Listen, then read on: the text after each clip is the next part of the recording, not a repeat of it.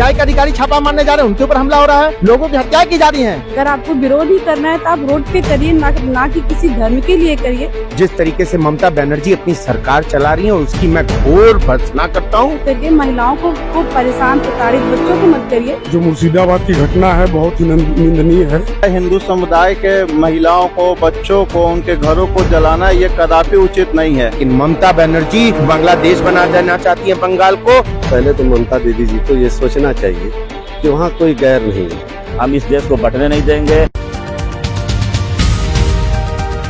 Mars gold cement है सबसे अच्छा। मार्स गोल्ड सीमेंट, मजबूत निर्माण, हमेशा आलीशान। हमारा देश एक महान देश है। इस देश में महान विभूतियां हुई, लेकिन इस देश में आज बंगाल जल रहा है। मैं बात कर रहा हूं बंगाल के मुर्शिदाबाद स्थान की, जहां पर औरतों, बच्चों और न जाने कितने लोगों पर जुर्म ढाए जा रहे हैं। ऐसा ये मैं नहीं कह रहा। आजकल अगर आप टीवी खोलें, आप अगर अखबार पढ़ें तो आपको ऐसे दृश्य सुनने और देखने को मिल जाएंगे। और इसी दृश्य पर मैं बात करने के लिए आज मौजूद हूँ उत्तर प्रदेश के पंडित दीनदयाल उपाध्याय नगर में, जो कि जिला चंदौली का एक बहुत ही अच्छा शहर माना जाता है और है भी। हमारे साथ सबसे पहले जुड़ चुके हैं। आपका नाम क्या?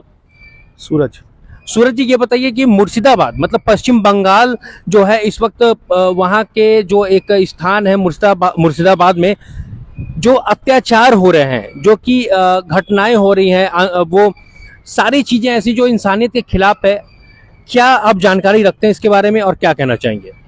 जी बिल्कुल जानकारी है। मुर्शिदाबाद में जो भी ये हिंसा हो रही है ये राज्य प्रायोजित हिंसा है, क्योंकि बंगाल में टीएमसी का शासन है और ममता बनर्जी की चिढ़ भाजपा से इस कदर है कि भाजपा की चिढ़ में वो देश विरोधी कुछ भी कुकृत्य करने पे वो बाज नहीं आ रही हैं। ये पहली कोई हिंसा नहीं, इससे पहले संदेश खाली की भी हिंसा हुई है, नंदीग्राम में भी हिंसा हुई है और हर हिंसा को वहाँ की सरकार सपोर्ट करती है। उनका ऐसा मानना है कि वो कोई भी ऐसी प्रायोजित हिंसा करेंगे जिससे मुसलमानों को फ़ायदा होगा और हिंदुओं का नुकसान हो, वो किसी का भी नुकसान करने के लिए तैयार रहते हैं। देखिए, अगर हिंसा की बात आ रही है तो मैं सबसे पहले जो हमारे देश में पश्चिम बंगाल के मुर्शिदाबाद में जो जहां पर जुल्म हो रहे हैं वो महिलाओं पर खासकर हो रहे हैं, तो हमारे साथ एक महिला भी हैं। इनसे मैं पूछूंगा कि क्या मुर्शिदाबाद की घटना से कितने ये अवगत हैं और ऐसा क्या हमारे देश में होना चाहिए और किस हद तक कार्यों को पूरा करना चाहिए या उसके खिलाफ एक्शन लेना चाहिए। ममता बनर्जी जो कि वहाँ के मुख्यमंत्री, उनको क्या करना चाहिए वो हमें बताएं। मुर्शिदाबाद में जो भी हो रहा है वो सही नहीं है। वो अगर आपको विरोध ही करना है तो आप रोड पे करिए, ना कि किसी धर्म के लिए करिए। सरकार का विरोध करिए, महिलाओं को परेशान प्रताड़ित बच्चों को मत करिए। किसी के बच्चे हैं, महिलाएं हैं, आप विरोध करना है तो रोड पे जाके करिए। मार्स गोल्ड सीमेंट, मजबूत निर्माण, हमेशा आलीशान। देखिए, विरोध की बात आ रही है तो हमारे साथ एक और शख्सियत हमसे जुड़ चुके हैं, जो कि नगर के काफी प्रतिष्ठित व्यक्ति हैं। जी, आप ये बताएं कि जो हिंसा हो रहा है अभी, जैसे कि हमने बात किया कि महिला शक्ति यहाँ पर खड़ी थी, उन्होंने कहा कि विरोध कीजिए, लेकिन ऐसा विरोध मत कीजिए जिससे जान माल का कोई खतरा हो, मानहानि हो, मतलब इस तरीके की चीजें न हो। आप क्या कहेंगे? जैसा कि ये देखा जा रहा है पिछले कई वर्षों से एक वर्ग, खास तौर से एक वर्ग, मैं खुल के बोलना चाहता हूँ, हिंदू वर्ग और मुसलमान वर्ग, पता नहीं क्या है ऐसा कि हम उनके हर सुख दुख, हर चीज़ों में, हर जगह शर्मसाथ एक साथ मिल करके हम उनका साथ देते हैं। लेकिन ऐसा कौन सी ऐसी घटना है, कौन सी ऐसी बात है जो आपस में आप एक दूसरों के घरों में घुस करके इतनी बड़ी हिंसा को अंजाम दे रहे हो? बहन को बहन न समझे, बेटी को बेटी न समझे और लोगों को इंसानियत का मतलब पर्दा मुंह पे डाल रखा हो कि किसी भी तरीके से, किसी भी एंगल से जिस तरीके से ममता बनर्जी अपनी सरकार चला रही है उसकी मैं घोर भर्त्सना करता हूं। और एक बात मैं बता देना चाहता हूं ममता दीदी को यहाँ खुले लफ्जों में कि जिस दिन बंगाल में पूरा उत्तर प्रदेश या पूरा भारत जिस दिन समावेश हो गया दीदी, आपका वहां रहना मुहाल हो जाएगा। जिस तरीके से आप अपने टीएमसी के गुंडों को भेज करके किसी बच्ची को बंद कमरे में किसी तरीके से वो अपनी जान बचा रही हो, 4 घंटे तक आपकी पुलिस ना पहुंच रही हो और जियाउल हक जैसा दरिंदा उस घरों में घुस घुस के 4 घंटे तक इतना बड़ा उत्पात मचाता है। कहां है आपकी शासन, कहां है आपका प्रशासन? किस बात का इतना टेलर है? माननीय ममता बहन जी महिला है, कहने को तो महिला है, महिलाओं के लिए उनको और अच्छा काम करना चाहिए, लेकिन अपनी ही बहन बेटियों की इज्जत उठवा रही हैं। और तो और काली माता मंदिर पे उनको ठेस लगी और उसमें प्लास्टर बांध करके अपने आप को चमकाने का काम कर रही थी, और आज वही काली माता का श्राप बन के उनके पूरे बंगाल में टहल रहा है कि एक दिन ममता बनर्जी को अपने ईटे आव भाव, मैं क्या बोलूं, मुझे शब्द नहीं मिल रहे हैं ऐसी औरत के बारे में बोलने के लिए। निहायत ही इस तरीके की बदतमीज मुख्यमंत्री मैंने पूरे भारतवर्ष में नहीं देखी। देखिए, कहीं ना कहीं ममता बनर्जी जो कि मुख्यमंत्री हैं पश्चिम बंगाल के, उनके खिलाफ जनता का आक्रोश लाजमी है, जनता कर रही है। इसी बीच एक चीज़ और मैं जनता से पूछूंगा कि ये बताएं कि राष्ट्रपति शासन की आजकल मांग हो रही है, पूरे देश से मांग हो रही है कि पश्चिम बंगाल में राष्ट्रपति शासन लगाई जाए।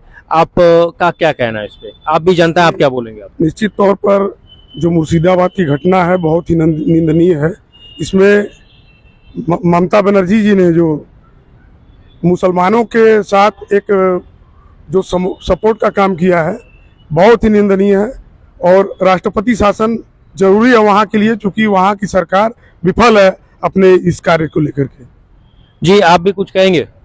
कुछ समय पहले संसद में वक्फ बोर्ड पास हुआ, उसके खिलाफ मुस्लिम समाज के लोग विरोध कर रहे हैं। विरोध को कर रहे हैं, ठीक है, लेकिन एक तरफ सिर्फ बंगाल में एक समुदाय, हिंदू समुदाय के महिलाओं को, बच्चों को, उनके घरों को जलाना ये कदापि उचित नहीं है।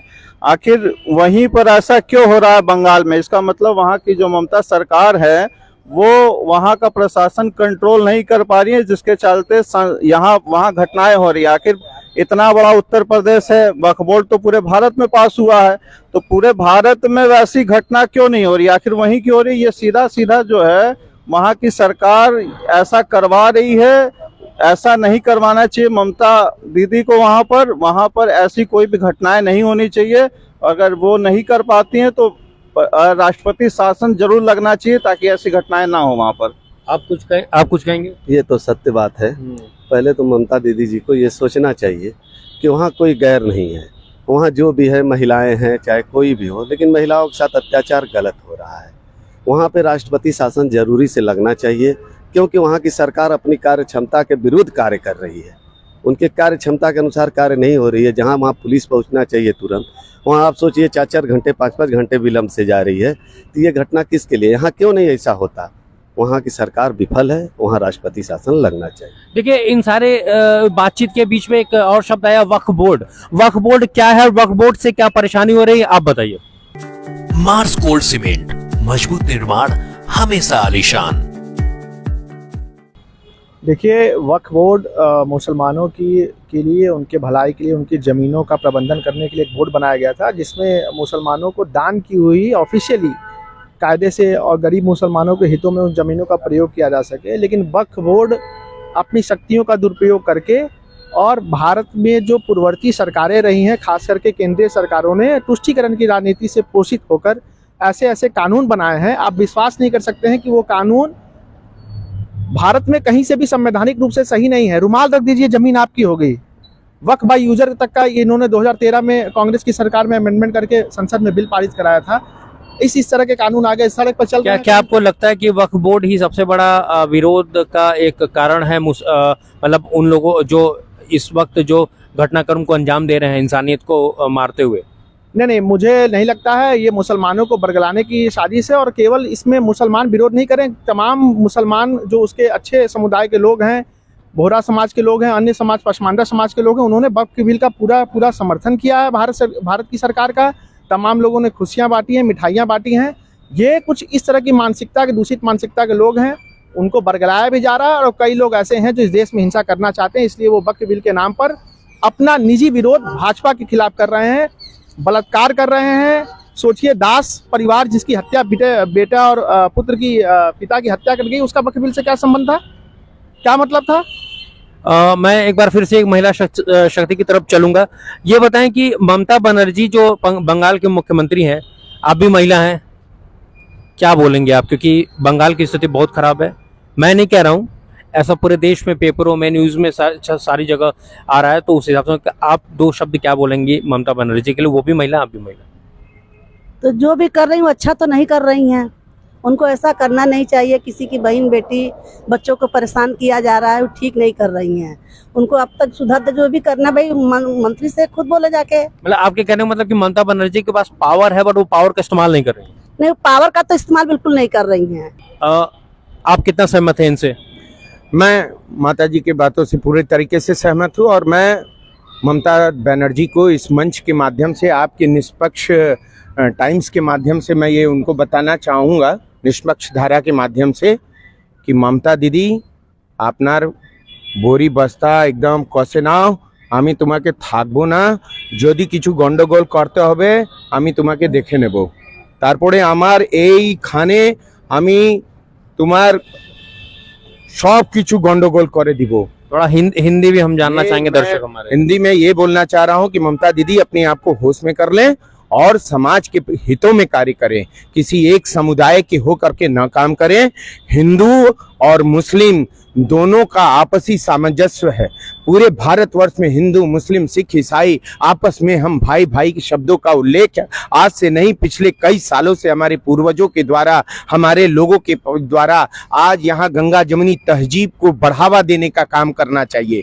लेकिन ममता बनर्जी बांग्लादेश बना देना चाहती है बंगाल को, और ये होगा नहीं बांग्लादेश।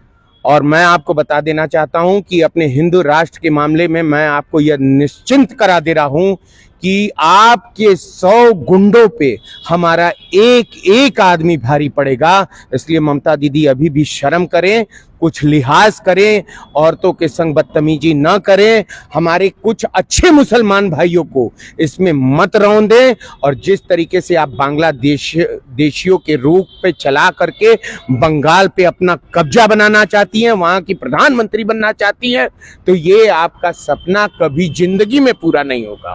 जी आप ये बताएं कि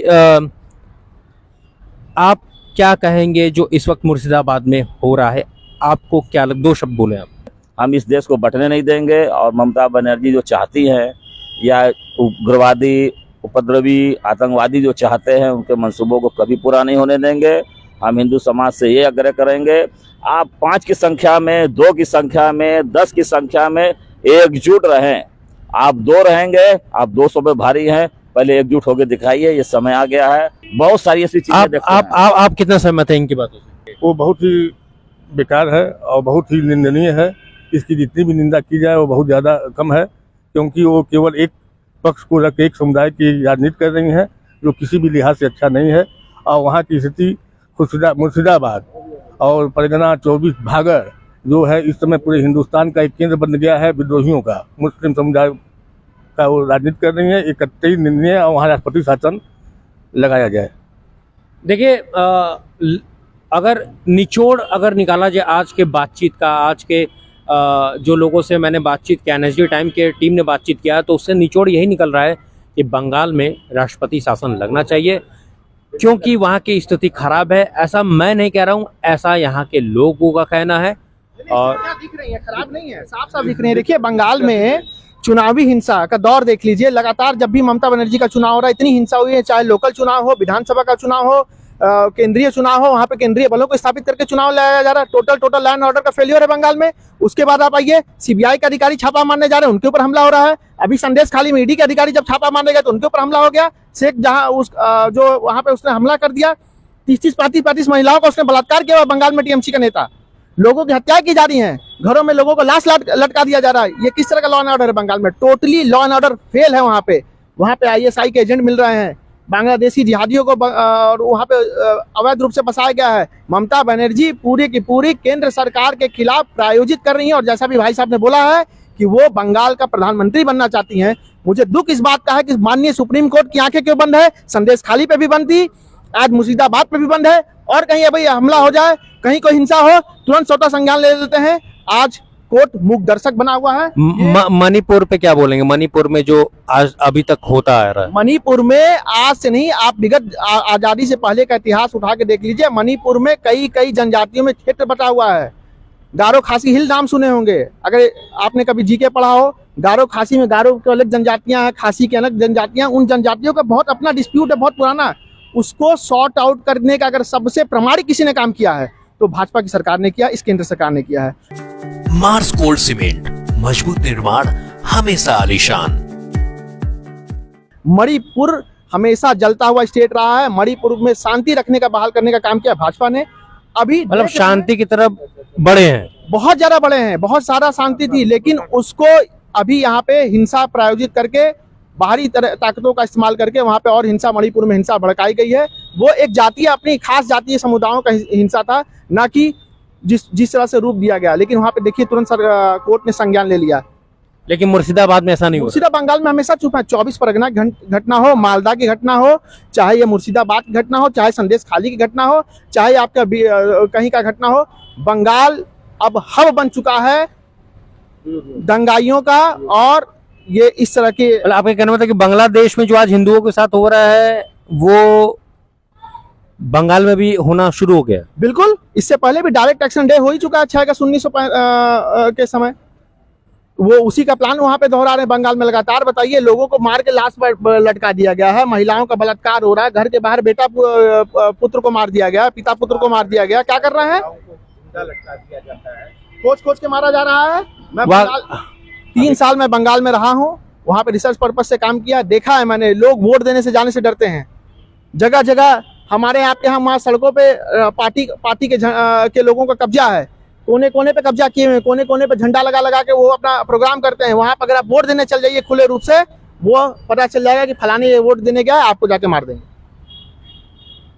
देश में हर जगह रोष है, और ये रोष उत्तर प्रदेश के पंडित दीनदयाल उपाध्याय नगर में भी लोगों के बीच देखने को मिल रहा है।